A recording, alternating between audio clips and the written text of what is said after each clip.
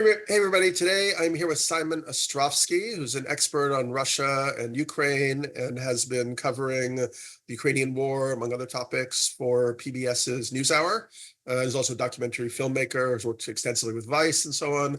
And yeah, it's been a great pleasure, Simon, to get to know you recently.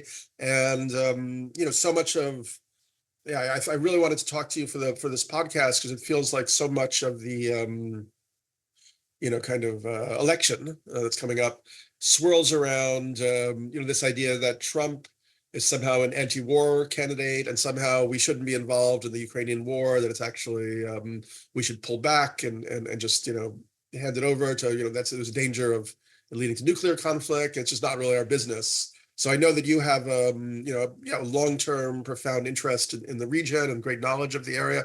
So I thought, yeah, happy to have you introduce yourself and then maybe, start the ball rolling with some thoughts, and then I'll ask you some deeper questions. Sure. It's good to be on here. I've been following you for a long time. I've also been following Russia and the former Soviet space for a long time, as you said. And, one of the things that I've noticed over my many years of covering that part of the world is sort of a pattern of behavior. Because you have to remember that Putin has been in Sure. power Yeah. for. I did. Oh yeah, we're good. Good. Go ahead. Yeah. No worries. Sorry. No worries. Yeah, you have to remember that Putin has been in power for over 2 decades now. And while American presidents and British prime ministers come and go, the constant has been Vladimir Putin in power in Moscow. And, a pattern has emerged, which American politicians aren't like aware of instinctually in their bones because they haven't been around for long enough. Maybe some of them are aware of it on an intellectual level, but our election cycles are way too short for the kind of long-term thinking you can do when you're in power for more than 2 decades. Which, by the way, is not a good thing. I don't think any person should be in power for more than 2 decades because, to use a cliche, power corrupts. In Putin's case, what has happened is that he has invaded a place and then hasn't received any pushback from the international community, and then gone and invaded the next place, and then not received any pushback from the international community, and then gone and invaded the next place again. So I've been a reporter covering Russia pretty much since the year 2001. At that time, Russia was involved in its second war in Chechnya, which Putin had started. Essentially, that war dragged on for a few years until the rebellion in Chechnya was utterly and totally quashed. And now, fast forward 20 years, and we see that Chechen independence-minded Chechens were wiped out so completely and so radically that you actually have Chechen legions fighting in Ukraine on Russia's side in Putin's war. And it almost seems like, oh yeah, I mean, that's like completely normal. But, for if you told me back in 2001 and 2002, when I was covering the second war in Chechnya for the Moscow Times, that 20 years down the line, you would see hundreds, if not thousands, of Chechens fighting and dying in Ukraine for Vladimir Putin, you would have blown my mind. So Chechnya was perceived. Is it okay if I go back a little bit? Yeah, please do, yeah. Chechnya was perceived as Russia's internal conflict because it was technically within Russia's border, at least it looked to be on internationally recognized maps. But in actual fact, the first Chechen war ended with Russia losing that war and Chechnya and Russia signing an agreement that said that Chechnya was going to essentially have independence, and then 5 years down the line, they were going to resolve its final status. So Chechnya had won. So when Russia invaded, they were invading a sovereign state. It wasn't when Russia invaded the second time under Putin. So it wasn't really Russia's internal issue, but because it was perceived as Russia's internal issue, the international community didn't think that they needed to do anything about it. This gets back to the pattern that I was talking about. Several years later, in 2008, Russia decides to invade Georgia, the sovereign country of Georgia, on Russia's southern border, not far from Chechnya. In fact, Chechnya borders Georgia. There was this time a lot of international outcry, but there wasn't any pushback. You know, aside from the United States and European Union countries saying that they were not happy with what happened, they didn't do anything to stop what was happening. And Russia ended up occupying, I think, about a quarter of Georgia's territory. I don't know if it's exactly a quarter, but it's a lot. And it constitutes the regions of South Ossetia and Abkhazia. Russia has permanent bases there now with soldiers and occupies those parts of Georgia and has done since 2008. And I don't believe that there were any sanctions applied. In fact, Hillary Clinton came around and decided to do her famous reset with Russia. It's like, let's start over and pretend nothing ever happened. And this is what I'm talking about, like with the new politicians coming in and trying to wipe away and not notice the patterns that have happened before. So tick tock, time goes by. Putin realizes that he's completely gotten away with occupying a quarter of another country's territory. Well, first of all, he's gotten away with wiping out resistance in Chechnya and making it a part of Russia again. Then he's gotten away with occupying a quarter of another country. Nobody did anything. Nobody imposed even sanctions against him. And then in 2014, he occupies Crimea. And I was there for that. I was covering Ukraine and Crimea for Vice Media at the time. That time, it sparks an actual land war in eastern Ukraine because the Ukrainians are like, wow, the Russians have just taken over an entire peninsula of our territory. When protests, so-called pro-Russia protests, started happening in eastern Ukraine, they brought their troops in to try to prevent it happening again in another part of Ukraine. So now we have a land war in Europe. And the Obama administration sort of belatedly, imposes sanctions, but refuses to even help the Ukrainians arm themselves, and refuses to provide lethal weapons to Ukraine. They're like, you're on your own. We'll do economic sanctions on Russia. Economic sanctions, which, Russia brushed off because the sanctions that came later after the full-scale invasion in 22, to skip ahead, were a lot more serious, but Russia even is able to get around those. So the ones that came in 2014 and 2015, they were the first of their kind, but they didn't cripple the Russian economy. So that's not the end of it. So there was a little bit of pushback, but we wouldn't even arm the Ukrainians. So the Russians at this point are like, we can do whatever we want and nobody's going to say shit about it. And so the war in Syria starts, and Russia decides that it's going to enter that war on Bashar al-Assad's side to prop up his regime. And in 2015, they reopen their Hmeimim air base.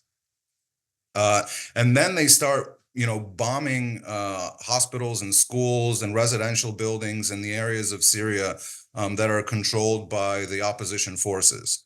And they're there under the invitation of Assad, and, the Obama administration draws some red lines and says, if you use chemical weapons, we are going to get involved because you can't use chemical weapons against the civilian population. That's just beyond the pale. And what happens? The Assad regime goes and uses civilian chemical weapons. And of course, the United States doesn't do anything, even though they promised that they would stop it.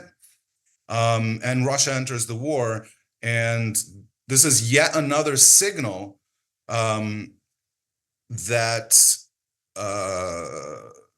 you can get away with anything to Putin. The president of the United States tells the Syrians they can't do something, the Syrians do that thing, and the United States doesn't react. That's the pattern that we're seeing sort of develop. And what about Europe and NATO? Because this is obviously much closer to them. How come they're not reacting more? Because they're so subservient to Russia due to the oil and gas exports?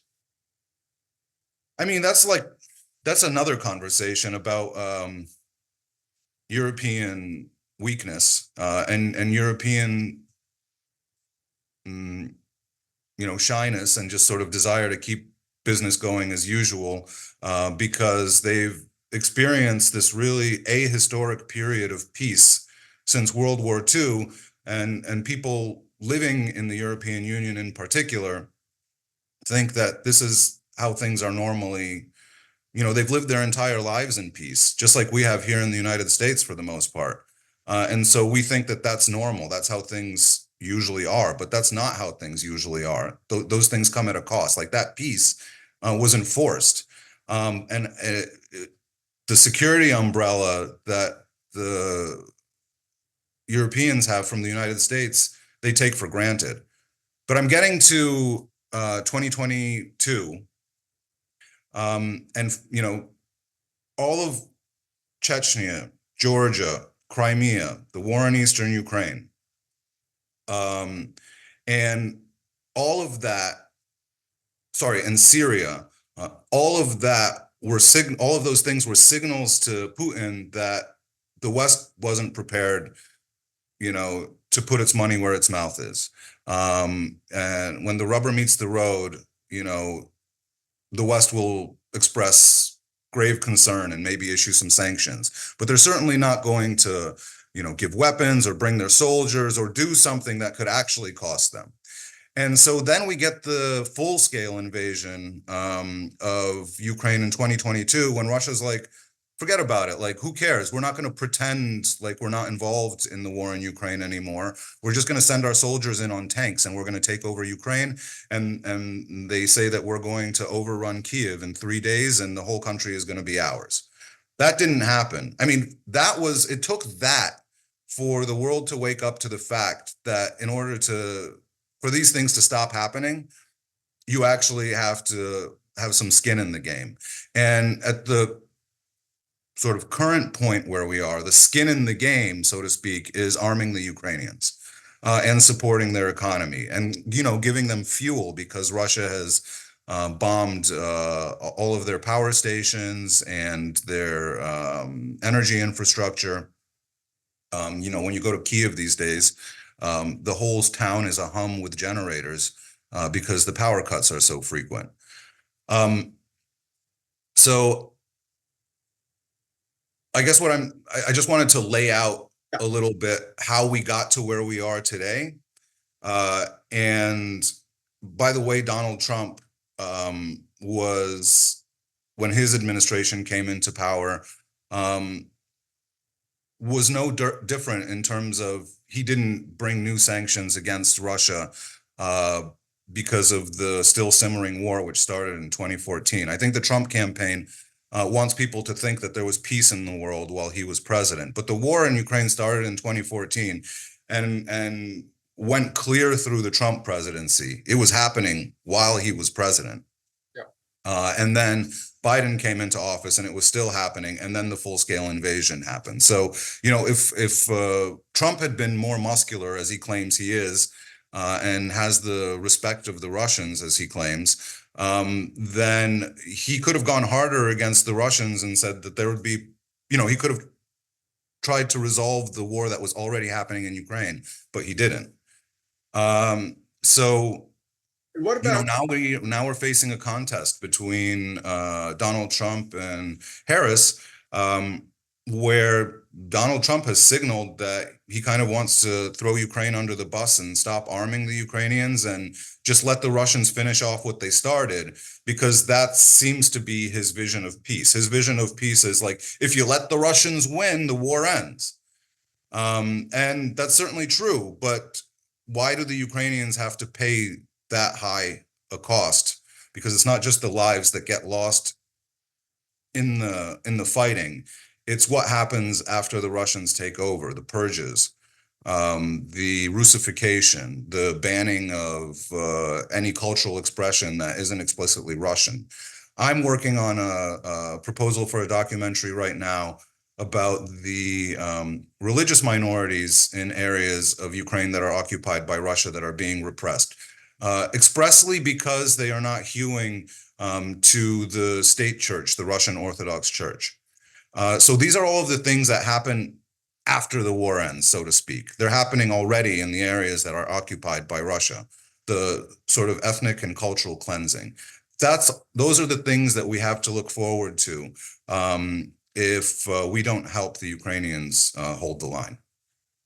What about, so, one argument which has bounced around and become very popular is kind of the John Mearsheimer argument that actually, the Russians, rightly felt that NATO was going to encroach and, bring, nuclear weapons to the border of Russia, that Ukraine was about to join NATO, and therefore, in a way, that we provoked Putin to doing this, and it's kind of our fault in a way.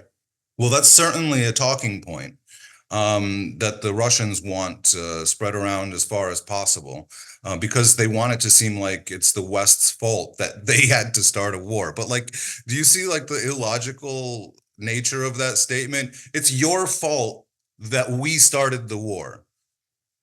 The West didn't bring tanks into Russia. The West didn't even bring tanks into Ukraine until the full-scale invasion of 2022. And when they did, they didn't put their soldiers in them. They gave them to the Ukrainians. The West has been very, I would say, too hands-off with this war. We need to be all in to help the Ukrainians win it because Vladimir Putin's regime respects power, not restraint. To him, restraint is a sign of weakness. And I think the Mearsheimers of the world are advocating for us to project weakness, thinking that this will discourage the Russians from moving forward with their plans of world conquest. But it's just the opposite. But here's the other thing that makes that argument ahistorical. The troubles in Ukraine, so to speak, didn't start because of NATO expansion. They actually started because of a rather boring European trade agreement that the Ukrainians wanted to enter in 2013 before the Euromaidan revolution happened. The trigger for the Euromaidan revolution was not NATO expansion. The trigger for the Euromaidan revolution was the pro-Russia president, an ally of Putin, of Ukraine at the time, who had promised his people to sign a trade agreement with the European Union. And because the economy was in the tank, because his regime was so corrupt. So the one thing that he wanted to do in order to save his presidency before the next elections rolled around was to give Ukraine a sort of free trade agreement with the European Union that would be a huge boost to the economy. That's all it was. When he traveled to Lithuania, or planned to travel to Lithuania to sign that agreement in 2013, he got a phone call from Putin, who was incensed. And Putin said, "Don't take this deal from the European Union. I will give you a low interest, essentially forgivable loan of, I think it was around $9 billion that you can use to boost your economy as long as you don't sign the agreement with the Europeans," because Putin saw Ukraine's move towards the European Union and this economic pact as being a move away from Russia. Russia had its own competing, European Union-like structure called the Eurasian Union that it's still trying to get as many countries as possible to join. And many countries in the former Soviet Union have joined. And like I said, it's like a European Union clone economic union. So countries like Kazakhstan can ship goods into Russia without going through customs. Unlike the European Union, it's not a political union. So the border is still there. You just don't have to pay customs on the goods, but you still have to get a visa, to travel between, and you have to go through border checkpoints and so forth. So anyway, so Putin wanted has wanted Ukraine to join that thing. And then he felt betrayed by his ally in Ukraine, Yanukovych, wanting to sign a deal like that with the European Union. And so he was like, look, man, here's $9 billion to make you look the other way. And Yanukovych did. And then the younger people in Ukraine were so incensed because they were looking forward to this new shift in direction for Ukraine away from Russia and towards the European Union, because they tied their future hopes and dreams to that. They came out into the square and started the protests, which the pro-Russia trolls of the world want you to believe were a CIA plot. And those protests led to the ousting of that president who refused to sign the deal with the EU. And his ouster was the trigger for Putin going into Crimea and annexing it. So Putin realized, like, his $9 billion bribe didn't work. And don't quote me on the number. It might be $13 billion. I don't remember. That didn't work, and he was so angry that he decided to take a chunk of Ukraine, Crimea, and that essentially sparked the war in Ukraine. It wasn't NATO expansion. It was that chain of events that I just described to you that sparked the war in Ukraine. Because when Russia came in and annexed Crimea, you got to believe that a lot of Ukrainians were upset by that. So when they tried to do the same trick in Eastern Ukraine, the Ukrainians had already learned their lesson once, and they sent their troops there. Yeah. And the war started. Yeah. So what is your, I have so many questions for you. Some of them are, I don't know if you're what do you think is going on with Putin, Trump, and Elon Musk? Now we're learning that Elon Musk has been in, ongoing kind of, contact with Putin, direct contact. Apparently there's something called the Logan law or something, which he may have violated, as The Logan Act, yeah.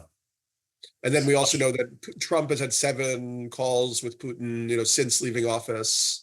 And there was kind of this whole, dossier around Trump basically almost being like an agent of Putin.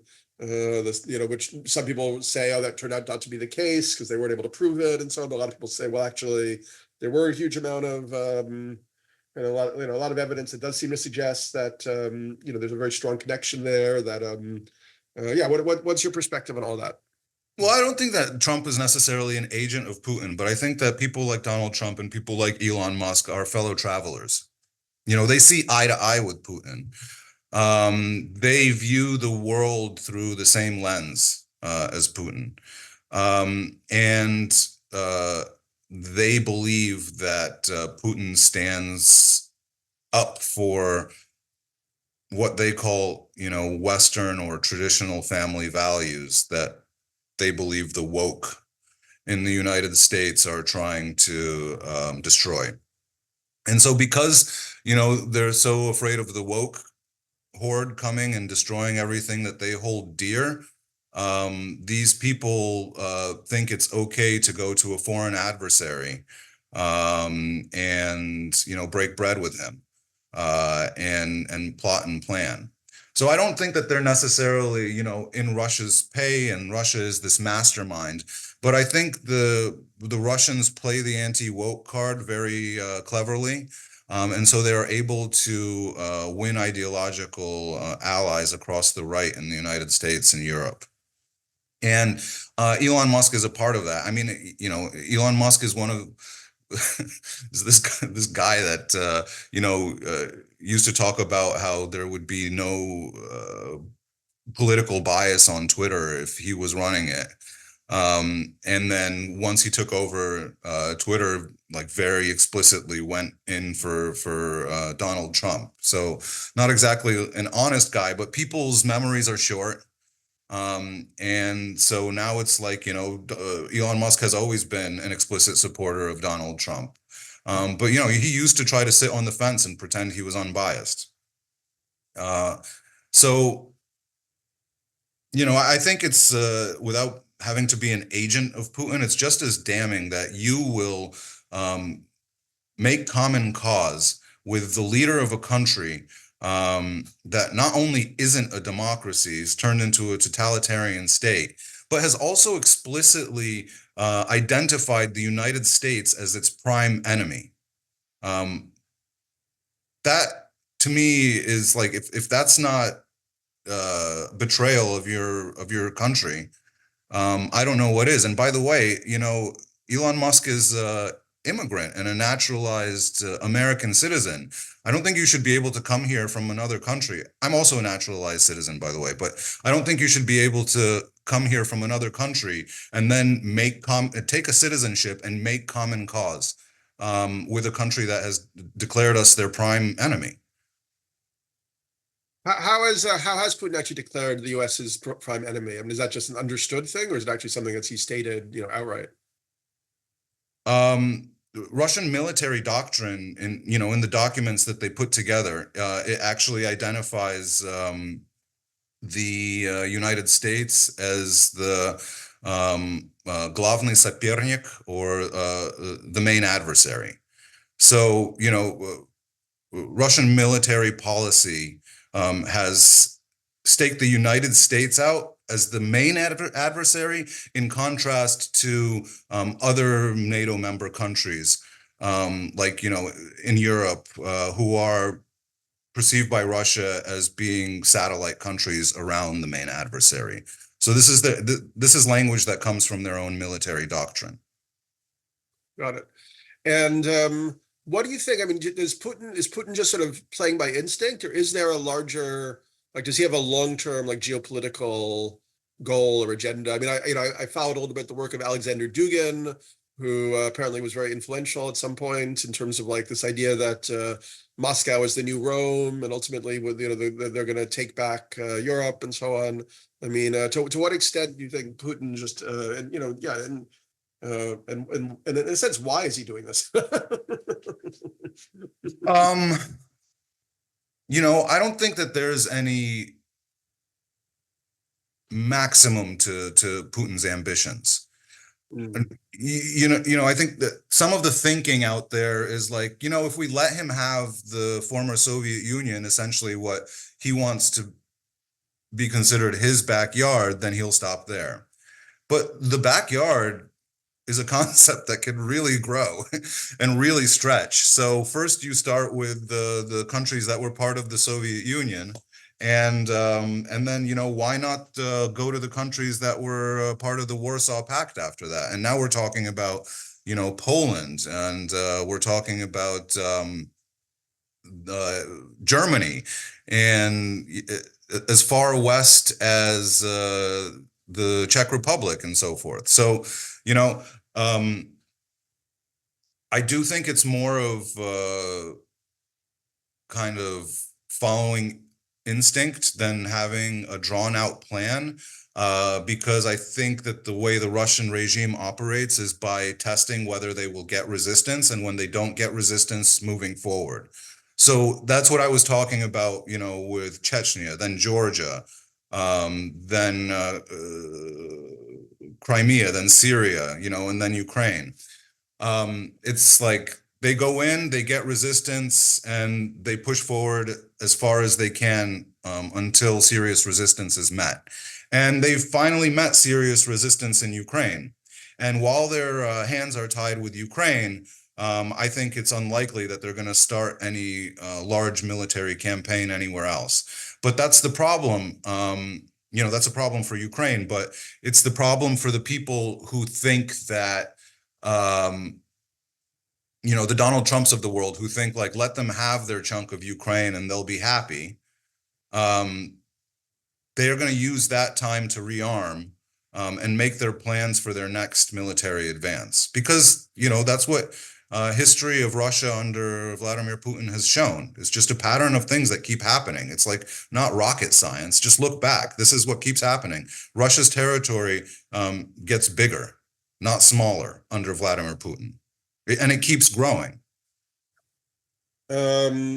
Yeah, I mean, I guess, like, Brzezinski and, like, the Grand Chessboard had said that, like, Russia needs Ukraine again to become an empire again. So yeah, I mean, that would be a lot of resources it would then have to keep building its armaments and all that stuff. Yeah, but that's not a good outcome, you know? Oh, Uh, oh, no. I'm against that outcome. So, okay, but I guess, so you've been spending a lot of time in Ukraine up to now, like you've been going back and forth. What are you seeing there? I mean, because I try to read like Reddit and I read like X and read, all these different commentaries. Some people are saying that, yeah, it seems like the war kind of stalemated. It seems like, Ukraine just invaded a little bit of Russia. Russia's making gains here and there. There's an idea that there actually is a huge amount of attrition to like Russia's, armor and, weaponry and so on. That actually we've had maybe slowed them down, even for like a generation. That would be a lot to rebuild. Yeah, where's your thinking about all of that? well, I think the war has been really, really difficult and fought at a huge sacrifice by the Ukrainians. And proportionally, I think it's a greater sacrifice for the Ukrainians than it is for Russia, because a lot more Russians have died in this war than Ukrainians in simply like nominal terms. What Just the what number, what like the are numbers are in the hundreds of thousands, I think, for the Russians. Nobody knows what the actual casualty figures are because they're not really being released by either side. But and for the Ukraine, it's probably over 100,000 and maybe even 200,000 who have already died. But those are just estimates. So I don't know the real numbers. Um, Ukraine is a much smaller country than Russia, so proportionally, that is a much heavier blow. And there really isn't anybody in Ukraine whose family hasn't been affected by what's going on. And so, there is the question of how much longer can Ukraine hold out? And as you said, Russia is making very incremental advances in the east of Ukraine at a very high cost to Russia. But the issue is that the Putin regime, doesn't care about the cost to the population of Russia, to the population of young men in Russia that it takes in order to make these advances. And Ukraine, on the other hand, is a country that really does care about the cost of the war, and how they are, giving up an entire generation of young men. In fact, it's really crazy, but it was kind of old men for the most part who were fighting the war in Ukraine because on the Ukrainian side. Because Ukraine, until very recently, had a law that said that you couldn't be drafted into the army unless you were a certain age, I think like almost 30. So a lot of people did volunteer to fight who were younger than that, but you couldn't be forcibly drafted unless you were over that age. And it just wasn't, the math wasn't working. So recently they passed a law making it possible to draft people who are either 24 or 25. Which, if you think about it, is crazy. Ukraine might be the only country in the world which doesn't take its youngest, like 18-year-olds, and throw them into the meat grinder, which I think is a really sort of humanist policy. But they did have to lower it because they are just going through so many not so young men. And a lot of people are dying and it's very difficult. And so again, this just like brings me to the idea that Ukraine needs a lot more help, much more help. And there's this whole idea in the Biden administration about de-escalation. And by the way, when I criticize, what the Biden administration is doing, I I'm not trying to contrast it to the great things that a Trump administration would do if they were there. The Biden administration is helping Ukraine. My view is that they're not helping Ukraine enough. And my view on a potential Trump administration is that they would pull as much aid from Ukraine as possible, because those are all the signals that they've given up until now.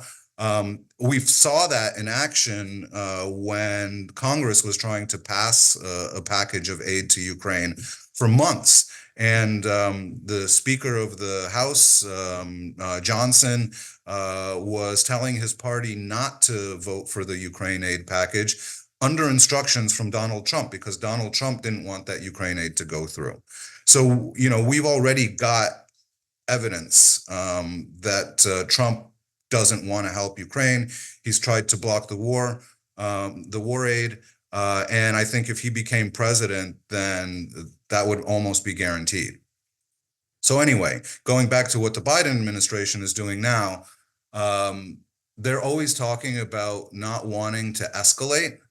And so they think that by not giving Ukraine certain types of weapons, certain types of long-range missiles, certain types of munitions, that this will cause the Russians not to escalate.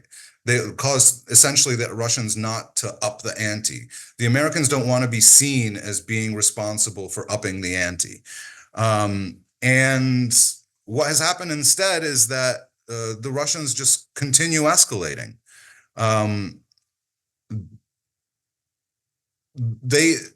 Every time the United States, doesn't give something to Ukraine, it doesn't like lead the Russians to be like, okay, we're not going to push forward on this one. So right now, Ukraine has, missiles that can go 300 kilometers, let's say, that we give them.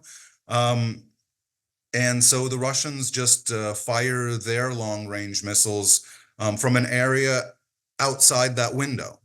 The Russians have airborne munitions that are fired from planes that will sort of take off, gather speed, sort of in the way that the space shuttle is boosted by a booster rocket, and then they'll fire the missile when the plane is already at speed. So you can add the two speeds together. And then the missile goes hypersonic into Ukraine, and it's much harder for the Ukrainians to shoot it down with the anti-aircraft systems that have been provided to Ukraine, like the Patriot missiles. And so the consequence is that the Ukrainians are like, well, can you give us the longer range ones to make it so we can shoot those airfields that the Russians are firing those missiles from at us? And then the administration will prevaricate for a long time and be like, we don't want to escalate. We don't want to give you something that's going to allow you to shoot deep into the heart of Russia because we think that's going to be escalatory. And it just. But isn't that underlying that is the fear, which also is something that I hear all the time now with Trump supporters, like, oh, Trump is going to prevent nuclear war. Like if we keep escalating, if we keep adding fuel to this fire, Putin is over and over again, kind of like threaten nuclear. His people on TV are like, this could go nuclear. We're gonna drop a nuke in the English Channel to send a tidal wave over England. Yeah. I don't think that Trump is the person that's going to stop the nuclear war, and neither is Biden. Yeah. The thing that stops the nuclear war is our nuclear deterrent. The people who keep ringing alarm bells about the potential for Russia to go nuclear are forgetting that we have a really sizable arsenal of nuclear weapons here in the United States that is a lot better maintained than the one that they have in Russia, and probably still works, unlike half of what the Russians are holding. And that, a nuclear strike by Russia would trigger a retaliatory strike by the United States that would wipe out Russia. That's what deters Russia from using nuclear weapons, not any one politician. They're never going to use the nuke, because if they do, it's not just the end for us, it's the end for them. Yeah. That's how nuclear weapons work. If you logically play out that argument, it ends there. Well, there was a lot of concern for a while that they were going to use like tactical nukes, like sort of begin to kind of legitimize limited use of nuclear weapons. But for whatever reason, that hasn't happened yet. Well, for whatever reason, I think the reason is clear. If you're trying to take over a country, Ukraine, and you're not going to turn it into a radioactive wasteland that you can't have after you win the war, right? Mm-hmm. So you think that even if, let's say, the US and NATO were like, okay, fuck it, we're going to go in full missiles, full army, you don't think that would have the possibility of triggering a nuclear conflict? Well, I'm not saying that it doesn't have the possibility. There's always like a small, I mean, there's a possibility that what's happening now could trigger a nuclear conflict, you know? There's always a small sliver of possibility, even in peacetime, that a nuclear conflict could happen, because somebody crazy presses the button for the wrong reasons. And that's not great. But I think my years of observing the behavior of the Putin regime, and literally I have been covering Russia since 2001. I actually went to university in Russia, so I've been observing Russia since 1998. Has shown me that Russia responds to force. If Russia doesn't go around attacking strong countries. Russia goes around attacking what it perceives are weak countries. Russia fights wars that Russia thinks it can win. So I think when Russia invaded Ukraine, all of the bluster about taking it over in 3 days came from a place of Russia believing that they had the capability to take it over in 3 days. They thought it would be an easy win. Just the fact that they were wrong, proved wrong by Ukrainian resistance, and a Western determination to supply Ukraine with the arms it needs to defend itself, doesn't discount this idea that Russia won't go for hard targets. Russia will not go for hard targets. Russia is afraid to lose. It doesn't want to be seen as losing. So I don't think if they were going to say invade NATO, that they would go straight for Poland. I think if they were going to invade NATO, they would go for the Baltic states, which are pretty much cut off by land from the rest of NATO. They're gonna go for the easy targets. So the way you stop them from going from any targets is by making those targets look militarily strong and really difficult to take over. And for that, you have to grow your military. And I'm sorry, guys, that's the big bad military industrial complex that we love to hate on. We've got to have it because when countries don't show strength, countries like Russia come in and roll their tanks in, and we saw that happen in Ukraine. Right. And I guess NATO is now increasing their defense budgets, like Germany and so on. They're like trying to like get ready for. I mean, would they be able to fill in? Let's say Trump, pray that it doesn't happen, gets in office. The U.S. essentially cuts its military aid to Ukraine. Would NATO, would Europe be able to fill some of that void and keep this from becoming a one-sided conflict? I think the way human nature works is that people don't really prepare for a really big problem. They only react to when that really big problem has occurred. That's just, the reality of what we're like. We suck in that way. So I think that this Ukraine invasion has really showed that in terms of European readiness for increasingly aggressive Russia. They didn't want to spend money on their own defense until it seemed like the Russians were literally at their door with their tanks. They didn't. The crazy thing is, I'm working on a story right now looking at the production of gunpowder in Russia. And the flip side of the production of gunpowder in Russia is looking at how much gunpowder we produce in the West, and to make artillery shells that we have to supply to Ukraine. And there's only one factory that manufactures this key ingredient called nitrocellulose in the United States. One factory that is like 100 years old, barely operates. And I think it's the same situation in the entirety of the European Union. In the entirety of the European Union, there is one factory in Poland, I think, that still manufactures TNT. And now they're scrambling to try to find ways to build more factories and more facilities and train people, but they almost don't even have the know-how to do it anymore because they thought war was such a remote possibility for so long. But now it's not a remote possibility anymore. It's like right there. I mean, if you live in Poland, some of the missiles that are being fired at Ukraine land by accident across the border in Poland. It's happened. So, the war is right there. And I think the Europeans are starting to get their act together. But it's not something that you can do with the snap of a finger. Those kinds of investments take years to come to fruition. So, we've been searching all around the world to see where else we can get munitions and so forth, and so have the Russians. And the Russians have been getting their ammunition from North Korea and from Iran. And now the Russians are not only taking ammunition from North Korea, they've actually brought thousands of North Korean soldiers into Russia at this point, apparently to fight in Ukraine. How terrifying is that? North Korea has one of the largest standing armies in the world.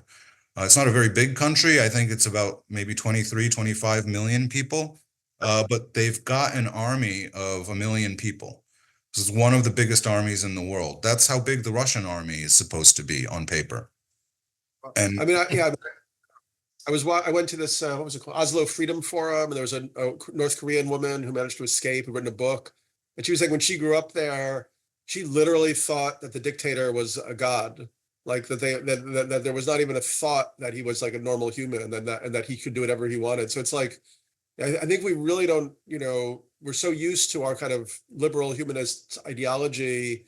We don't really realize how intensive, mind washing, mind programming can become. Like in a generation or two, you can have people who are completely locked into completely yeah, fanatical opinions. well, that's what I'm saying happened with the Chechens who are I fighting in get Ukraine it, on Russia's side, I get it. Yeah. you know? Um, uh, y- And that's why I'm like, I mean, how terrified are you about this upcoming election? I'm at like the highest level of like stress and alert I've ever been, because I really feel like people are, and I don't know, I'm curious about the journalist community, because you must be connected to a lot of like other journalists and people at PBS and advice and so on.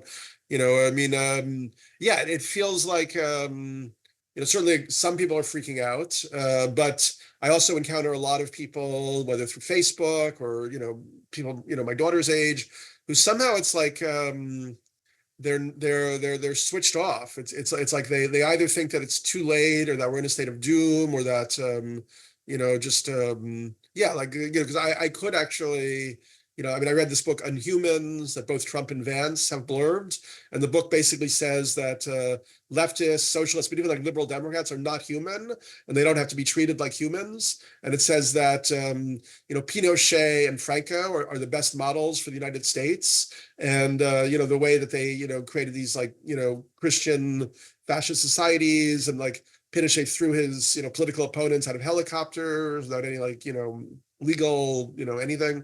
And so the back of the book, Vance is like, yeah, this is a great plan. Trump is like, yeah, this is what we should do. So I take this like very, very seriously, considering they've already like tilted the Supreme Court. I'm really terrified that the US could go fully fascist. I mean, that happened in like the first 6 months or the first year or two, but Musk is talking about how he wants to take control of the media networks. He's like, we'll take control of the networks one by one. I mean, even just when you have that ability, even if you don't carry out the threat, if the Supreme Court is behind you, and then they get the military behind them, they change the whole government to their people.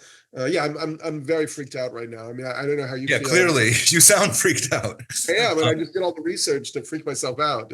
no, I get it. And I think you're like entirely legitimate in that. I think I'm just sort of blocking it out, you know? Mm. I I uh I guess that's part of why I'm able to do the reporting that I do in the scary places that I do it, is because like I just like sort of tune it out and turn it off. And I think it's a toss up, literally. I think either one of them has an equal chance of winning. I don't think I have any special kind of insight from being in the community of reporters and, knowing a lot of people in media. I literally have no idea what's going to happen. And that's part of the beautiful thing about this country. If you think about it, in Russia, people don't have that luxury of not knowing who the next president is going to be. And here we still do. And I really hope that it stays that way. I hope this isn't the last one where we get to wonder who the next president is going to be. Right. And yeah, unfortunately, I think if it goes the wrong way, we are going to lose that ability.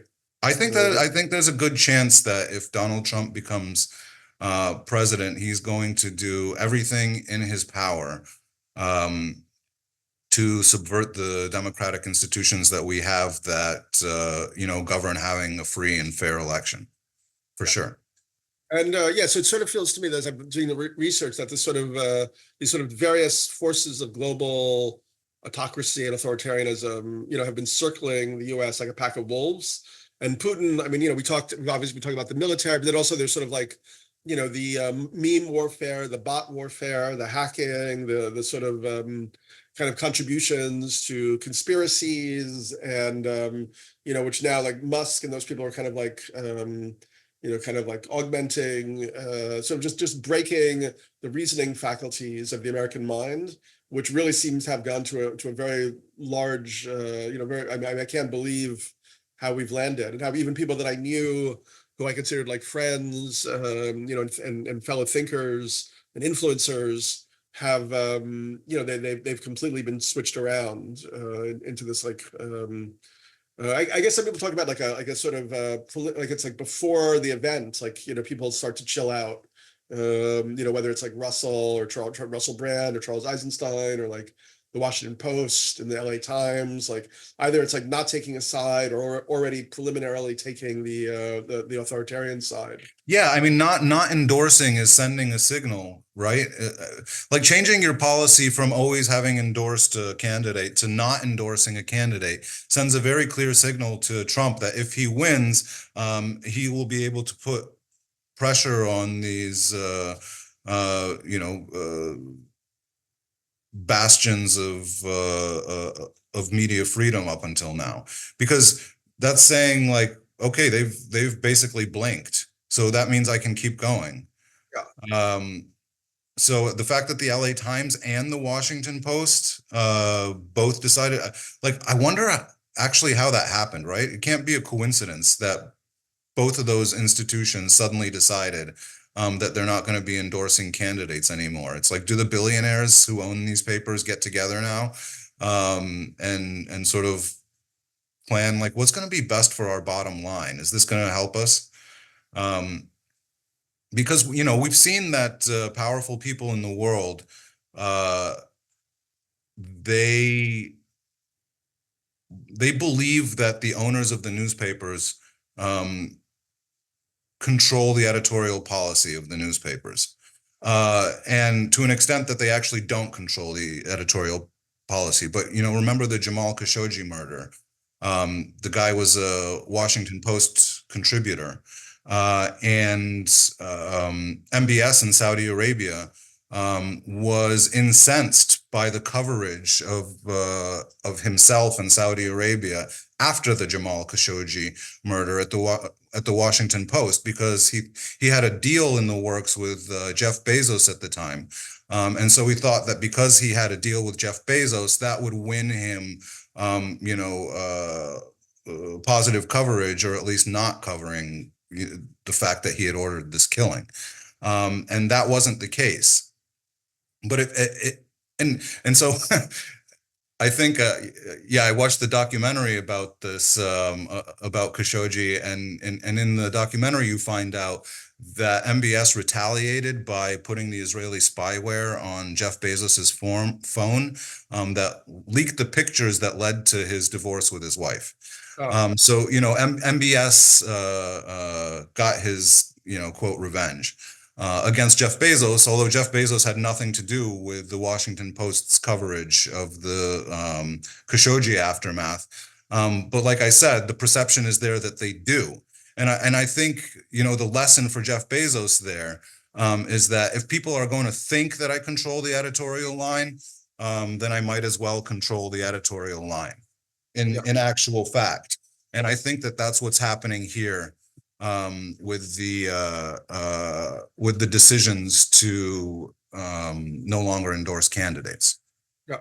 Does that make sense? Yeah, for sure, for sure. Yeah, well, thank you so much for your time. We can just go a few more minutes. I mean, I guess, yeah, I guess some of my questions are more, or my wonderings are sort of geopolitical, or like, I mean, so like, so climate change is obviously affecting different parts of the world differently, and it feels like, for Russia, it might actually be, at least for the short term, kind of a net benefit, right? Like, I mean, I was reading about how in Siberia they've been importing. This was, I guess, before 2022, importing cowboys from like Wyoming and Montana, because now as it gets warmer and the soil becomes more arable, you can have at least cattle ranches. So they're starting. So like I mean I know you said that you don't think he's working impulsively, doesn't have a larger geopolitical kind of agenda, but both the fact that Europe doesn't really have its own. Well, look, I hear what you're saying, but I think Gary Kasparov put it much better than anyone else when he said that people think Vladimir Putin is playing chess, but really he's playing poker. So I think obviously Putin and Russia don't control the weather patterns and the climate change insofar as, I mean, they continue selling oil, which contributes to it, but so are we, and so are the Saudis. So is Russia going to try to reap the benefits of more land becoming arable? Sure. Like, why not? Why wouldn't they? But don't forget that Russia's economy Russia looks really big on the map, but Russia's economy is the size of Netherlands or Italy, depending on what year it is. Russia is, like, for its size and for its population, Russia is doing really badly. Yeah. And we need to remember that. We need to remember that Russia is like a puff fish. It projects much more power and strength than it actually has. And if we projected just the power and strength that we already do have, without exaggerating, we're not even projecting it yet, in my view, then we could deter a lot of Russian malfeasance and bad behavior. Yeah. Cool. Yeah. I mean, any possibility? I mean, there was also the thinking that the war would put such a strain on Russia that Putin's regime might collapse. There might be internal dissent, or does he seem to have like a total handle on all of that? Say that again. There was, there was the speculation that all the sanctions, like Russia's economy, begins to like melt down, and that could lead to cracks in his regime, and ultimately him being killed or deposed, or some kind of internal rebellion within Russia. It definitely could. We need to be much more serious about our sanctions. We need to be much more. We need to enforce them, particularly when it comes to our own Western companies that are helping Russia get around sanctions. And when I say helping, sometimes they pretend like it's unknowledgeable to them, as in they'll send some technology to a third country, and then a company in that country will then sell it to Russia, and they'll pretend they don't know what's happening when everybody knows exactly what's happening. So, I mean, I think the Treasury needs to enforce export controls against American companies much more seriously, so that Russia doesn't get the technology it needs to be able to expand its capacity to build munitions. And in terms of whether it's going to lead to cracks in the regime, you never know when that's going to happen. I mean, these things, they build to a critical mass, and even the people on the inside don't always know when that critical mass is going to break, or when the will of the person in power is going to break. You just have to be there continually putting the pressure on, so that when that moment happens, you've helped it come about. Because if we take the pressure off, then we know it won't happen, right? But we have to play the game like it can happen. Because you never know when, that sort of thing is going to pay off. Look at the president of Iran, who died in a helicopter crash. He died in a helicopter crash in an American Huey helicopter, the kind of helicopters that they used during the Vietnam War, because of sanctions against Iran, because they don't have modern, a modern air fleet over there. And because of the sanctions that have been in place against Iran for all those years. And that sort of without, much insight or planning, that just happened because of the bad condition of the Iranian air fleet. That's a result of the sanctions that have been imposed against Iran for such a very long time. So you don't know what the consequences exactly are going to be of sanctions on a country that's your adversary. But you're going to hope that they're not good, right? Because these are countries that want your destruction, and we have to remember that. All right, Simon, I think we're good for today. I really appreciate your time. And I appreciate, so the main points for people would be, Russia really conceives of America as its enemy. We shouldn't be messing around with that. They're actually like a puffer fish. I like that idea, that they look incredibly imposing land-wise and so on, but actually, in terms of their actual economy and potential, it's much smaller. Yeah, everything points to the need to support Ukraine and not just think that we can just give that up to them, because they're not going to stop rolling on. And why would you want somebody who's declared itself your mortal enemy to just begin to keep amassing more countries and more resources? And hopefully it's Harris and Waltz in charge, but perhaps even if it's Trump and Musk and Vance and so on. I mean, Vance is just a puppet of Musk as far as I can see. They'll also, recognize that you can't just like cede all of that to Putin. Yeah, hopefully, but I think there's a good chance that they will want to make a deal that just shows Putin once again that there are no consequences to his actions. Right. And maybe they'll want to do the same thing somewhere else. Okay, so yeah, I mean, yeah, I guess, one theory is, the Christian white nationalists love Israel so much because it's showing the model of a religious ethno-state that can just, do whatever horrible acts up to genocide on its minority population, and that could be a model for what they would want to do here, given absolute control and power. All right, what's the good news? Oh man, you really came at me left field with that one. Well, I mean, like I said, the good news is that the wake-up call came to Europe because of what happened in Ukraine, rather than having to wait for the Russians to actually roll their tanks across NATO's border.